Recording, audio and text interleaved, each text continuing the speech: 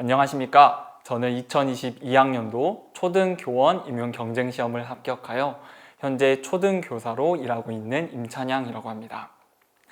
지난 영상에 이어서 이번 영상에서는 2차 시험에 대해서 본격적으로 이야기를 나눠볼까 하는데요. 2차 시험 각 영역의 공부 방법과 그리고 제가 2차 시험을 봤을 때 시험 현장에 대한 이야기들을 말씀드리고자 합니다. 먼저 2차 시험의 큰 흐름에 대해서 말씀드리겠습니다.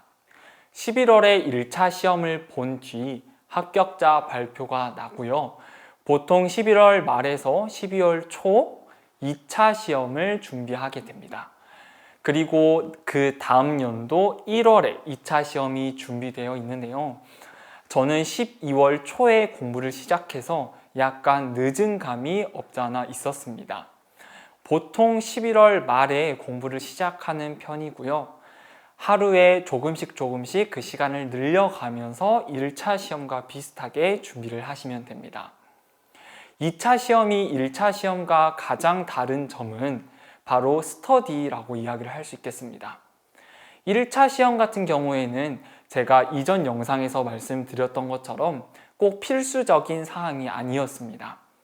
개인의 취향도 분명히 있고요. 또 누구랑 하느냐에 따라서도 많이 영향을 받는 것이 1차 시험의 스터디였습니다.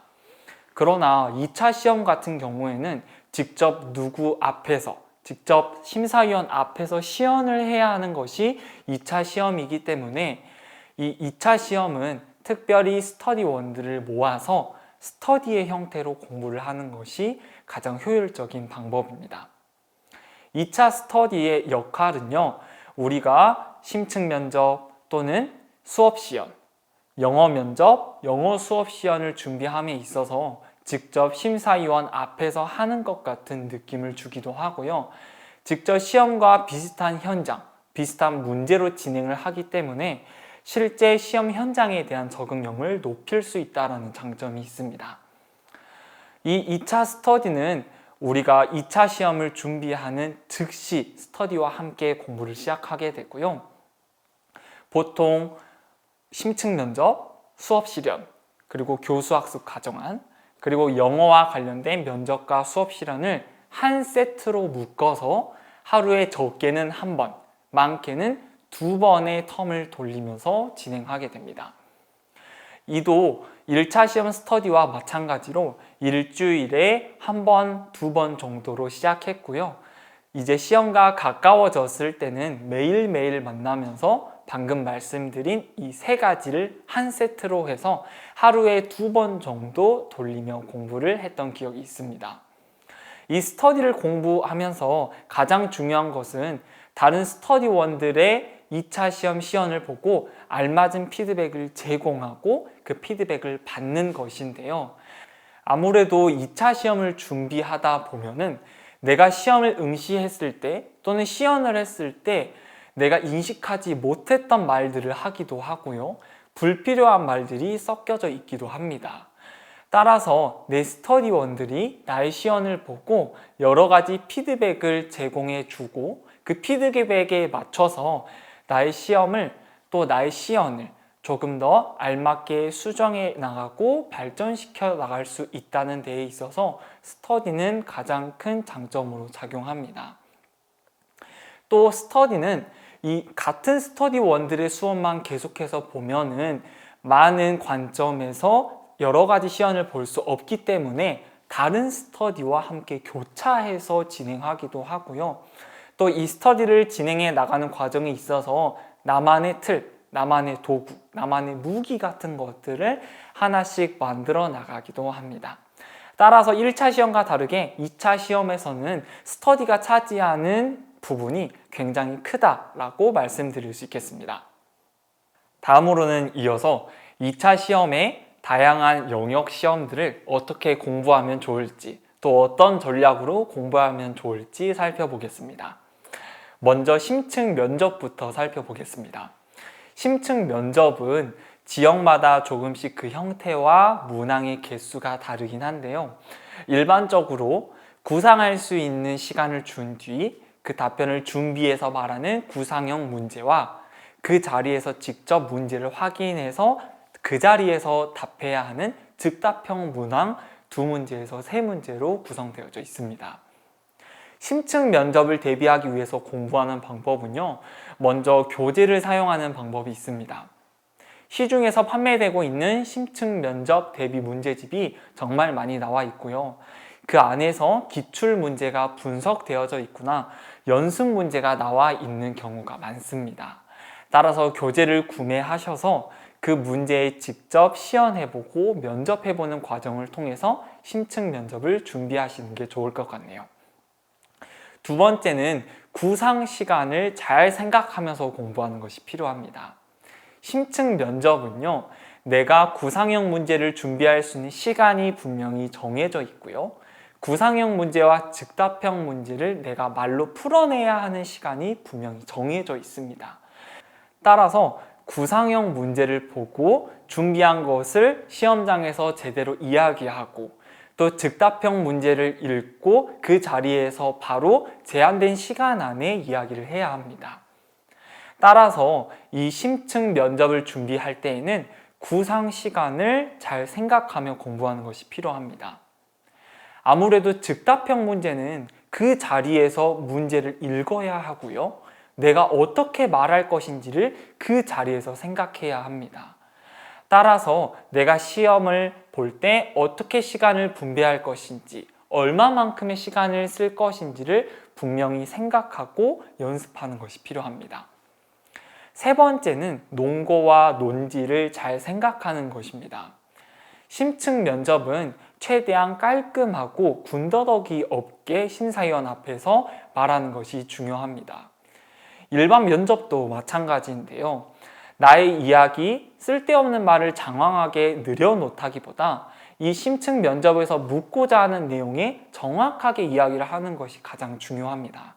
따라서 심층 면접을 준비할 때에는 깔끔한 답변을 위하여 논지 한 문장에 논거 한두 문장을 꼭 곁들여서 말할 수 있도록 나만의 틀, 나만의 형식을 생각하며 공부하는 게 가장 좋은 방법이라고 할 수 있겠습니다. 심층 면접을 준비할 때 가장 좋은 전략은요, 즉답형 문제에 빠르게 대처하는 것이 필요합니다. 그 문제를 그 자리에서 보았을 때 답안이 생각나지 않는 경우도 분명히 있고요. 내가 생각하지 못한 문제를 마주칠 때도 있습니다. 따라서 빠르게 내가 구상하고 정확한 답변을 할 수 있는 능력을 꼭 길러야 합니다. 앞에서 말씀드린 것처럼 시간을 투자하는 방법도 여러분들이 여러 번 연습해 주셔야 하고요. 서로는 최대한 깔끔하게, 그리고 논지와 논거에 대해서도 명확하게 말씀해 주시는 것이 중요합니다. 예를 들어서 문제에서 내가 생각하는 그 생각과 그 이유를 정확하게 말하라고 했다면 지금부터 그렇게 생각한 이유에 대해서 말씀드리겠습니다. 라는 등 묻고자 하는 조건을 정확하게 언급해 준다면 심사위원분들께서도 저 응시자가 지금 이 내용을 이야기하고자 하는구나. 이 응시자가 이 내용에 대해서 이야기를 하려고 하니 그 부분을 중점적으로 심사해야 되겠구나 라는 것을 파악하실 수가 있습니다. 따라서 어떤 문제를 묻고자 하는지 확인하시고요. 그 문제를 여러분들 답변에서도 사용하셔서 정확하게 언급해 주시는 것이 필요합니다. 그리고 계속해서 반복해서 말씀드리지만 발문에 있어서 군더더기 없는 깔끔함이 가장 중요하고요. 당황스러운 문제가 나와도 그것에 대해서 깔끔하게 내가 그 논거와 논지의 개수를 채워서 아주 잘 대처할 수 있는 능력을 기르는 것이 심층 면접의 아주 좋은 전략이라고 할 수 있겠습니다. 다음으로는 수업 실연에 대해서 말씀해 드리도록 하겠습니다. 수업 실연도 앞서 말씀드린 심층 면접과 크게 다르지 않습니다. 똑같이 시중에 나와 있는 다양한 교재를 사용해서 연습해 주시면 됩니다. 중요한 것은 수업 실연의 경우 기출문제를 분석하는 것이 가장 중요합니다. 내가 응시하는 지역에서 이전 연도에 수업 실연 과목으로 국어가 나왔다. 그렇게 된다면 내년 시험에서는요, 국어가 출제되지 않을 확률이 상대적으로 높고요. 또 최근 출제되지 않았던 과목이 그 다음 연도에 출제될 가능성이 높습니다. 또 기출의 그런 방향성이 어떻게 되어져 있는지, 특별히 어떤 조건들을 내밀고 있는지를 잘 확인하시는 것이 가장 중요합니다. 수업 실현을 하실 때는요, 조건을 파악하는 것이 가장 중요한데요. 예를 들어서 학습 부진화가 있다는 가정하에 수업을 진행하라. ADHD를 겪고 있는 학생이 있다는 가정하에 수업 실현을 진행하라. 또는 활동 2에서는 모든 활동을 사용해라 라는 다양한 조건들이 나와 있습니다. 따라서 이러한 조건들을 마주쳤을 때 내가 어떻게 그것을 수업에서 풀어낼 수 있을 것인가를 생각하셔야 합니다. 예를 들어서 모든 활동을 사용하라고 했다면 직소 모형을 사용한다든지, 또는 모든 별로 게임하는 활동을 준비한다든지, 그 조건에 맞게 내가 그때그때 사용할 수 있는 활동들을 잘 생각해 주시는 게 필요합니다. 또 공부할 수 있는 방법으로는 스터디원들과 함께 피드백을 나누며 채점표를 활용하는 방식입니다. 실제로 수업 실현을 심사하시는 위원분들 같은 경우에도요, 채점표에 이 조건을 충족했는지 안 했는지를 직접 확인하십니다. 따라서 스터디원들과 채점표를 만들어서 이 조건을 수용했는지, 또 이 조건을 알맞게 풀어냈는지 확인하면서 공부하는 과정이 분명히 필요합니다. 그리고 수업 실현이 끝나고 나서 이 조건들을 내가 잘 했는지, 또 잘 수업 속에 녹여냈는지 확인하는 공부 과정이 필요하겠습니다. 이 수업 실현에 있어서 가장 중요한 것은 방금도 말씀드린 것처럼 조건 충족이라고 할 수 있습니다.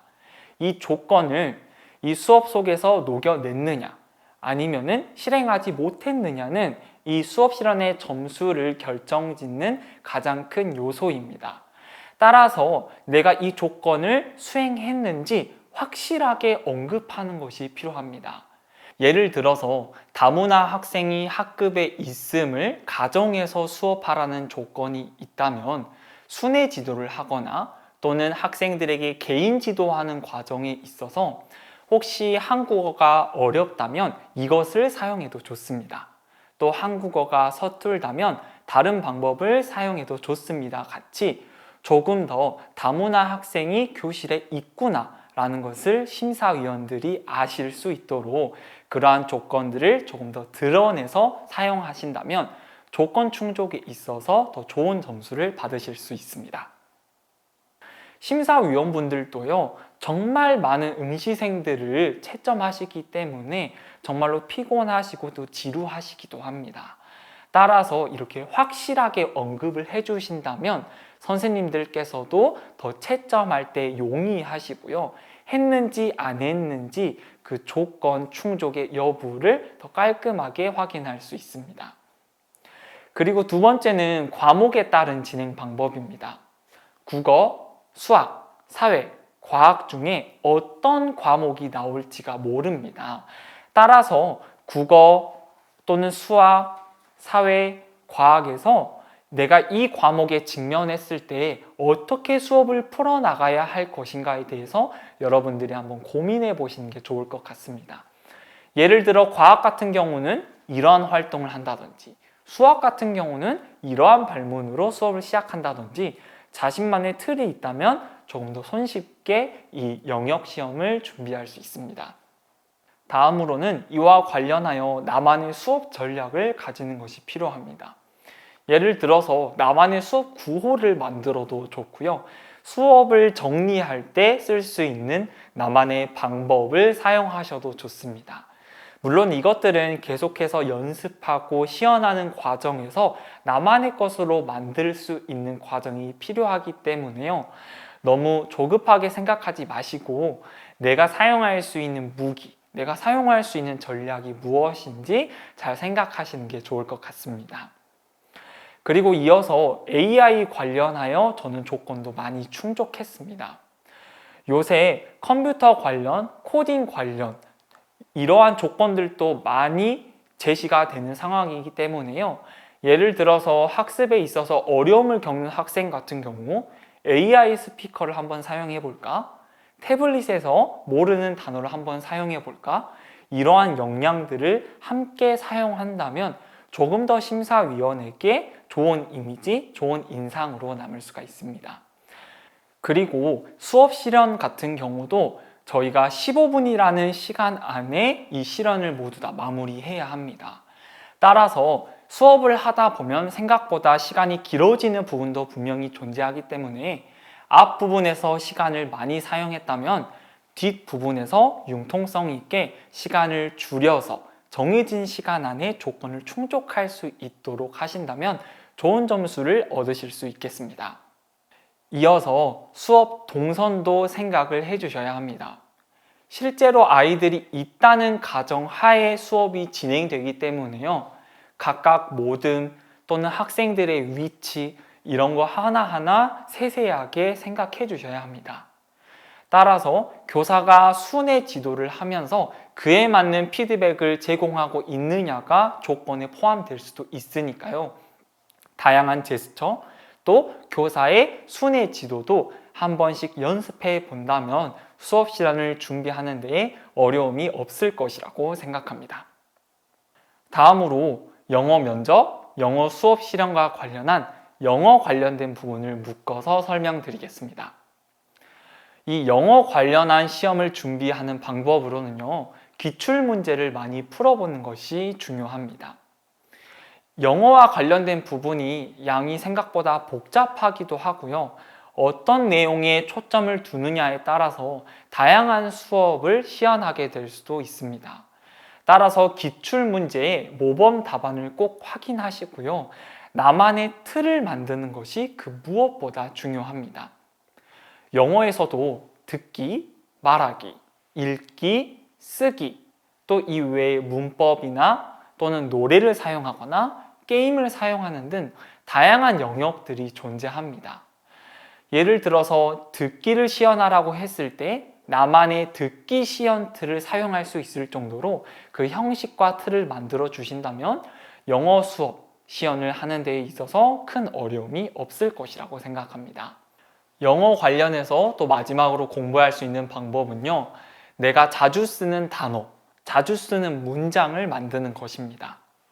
영어 수업 시험 같은 경우에는요, 교사가 영어로 영어를 가르쳐야 하는 시험이고, 또 영어 면접 같은 경우에는 교사의 역할, 또 학생의 변화를 묻는 질문들이 많습니다. 따라서 이와 관련된 단어들을 한번 정리해 보시고요.